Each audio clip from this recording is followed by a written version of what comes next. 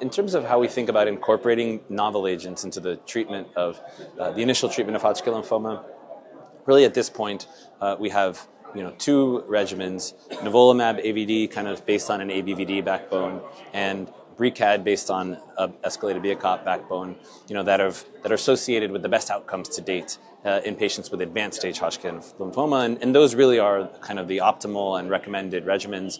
Both regimens actually improved tolerability from their predecessors, so BRCAD better tolerated than escalated BIACOP, nivolumab AVD better tolerated than Brentuximab vedotin AVD and its predecessors. So I think in advanced stage Hodgkin lymphoma, for sure, incorporation of novel agents really is a standard. And if you're practicing in a location where you have access to these drugs, they really should be incorporated. In terms of early stage disease, I think we are starting to, we have data, smaller phase 2 studies that have incorporated these novel agents that are associated with excellent outcomes.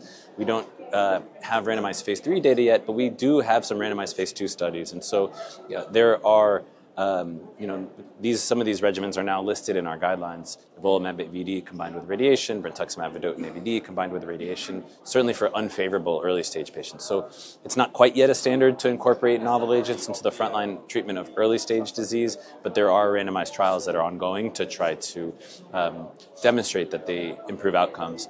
Finally, in terms of relapsed disease, it really is a standard at this point to include novel agents in the treatment of relapsed refractory Hodgkin lymphoma.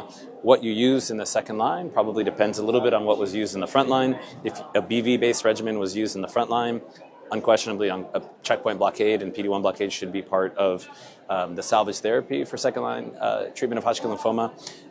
In patients treated with nivolumab AVD, we really don't have data yet about what the optimal salvage regimen is. Anecdotally, I think we observe that people have used Brentuximab-based regimens.